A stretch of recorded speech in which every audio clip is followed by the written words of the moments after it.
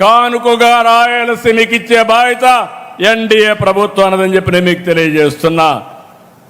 ఈ ఖనిజ వనరుల్ని సమర్థవంతంగా ఉపయోగించుకుంటాం. స్టీల్ ప్లాంట్లకి, సిమెంట్ ప్లాంట్లకి శ్రీకారం చుడతాం. Solar, wind, pumped storage, renewable energy ఉత్పత్తికి సీమ కేంద్రంగా మారుతుంది. Defence, drone, space, aerospace, automobile, electronics, steel పరిశ్రమలు, అదే మరి సిమెంట్ పరిశ్రమల రాకతో రాయలసీమ నిజంగానే నేను ఎన్నోసార్లు చెప్పా, రాయలసీమని రతనాల సీమ చేసే బాధ్యత ఈ ఎన్డీఏ ప్రభుత్వం తీసుకుంటాం. కొప్పర్తి ఇండస్ట్రియల్ నోడ్ని ఎలక్ట్రానిక్ మ్యానుఫ్యాక్చర్ క్లస్టర్గా తీర్చిదిద్దాం. శ్రీహరికోట పక్కనే స్పేస్ సిటీ వస్తుంది. రేపో ఎల్లుండో తిరుపతికి రాయల్ ఎన్ఫీల్డ్ తీసుకురావడమే కాదు, రాయలసీమని సగర్వంగా నిలబెట్టే బాధ్యత ఈ ప్రభుత్వం తీసుకుంటాం. ఒక్క నిర్ణయం 2017లో ఉమ్మడి అనంతపురం జిల్లా పెనుగొండలో కియా పరిశ్రమ తెచ్చాం. ఇప్పటి వరకు 18 లక్షల కార్లు ఉత్పత్తి చేయడమే కాదు, 80 దేశాల్లో ఇక్కడ తయారు చేసిన కరువు సీమలో తయారు చేసిన కార్లు 80 దేశాల్లో తిరుగుతున్నాయి.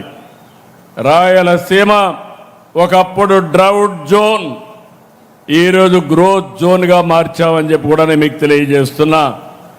నిన్ననే సీమలో దశాబ్దాలుగా అద్భుత సేవలు అందిస్తున్న ఆర్డీటీకి ఇబ్బందులు వస్తే విదేశ విరాళాల విషయంలో తలెత్తిన సమస్యని లోకేష్ గారు వెళ్ళి సమన్వయంతో పరిష్కారం చేసి మళ్ళీ వారి సేవలు ఈ జిల్లాకు అందుబాటులో ఇచ్చి తేవడం ఇదొక శుభ పరిణామం. ఇప్పుడు మనకు మరో గోల్డెన్ ఛాన్స్ కూడా వచ్చింది. ఒకప్పుడు గోల్డ్ అంటే కేజీఎఫ్, కోలార్ గోల్డ్ ఫీల్డ్స్.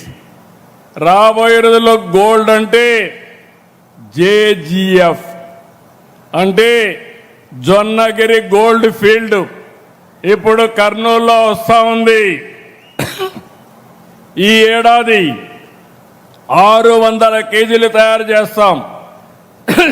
రెండో సంవత్సరం 1500 కేజీలు తయారవుతుంది.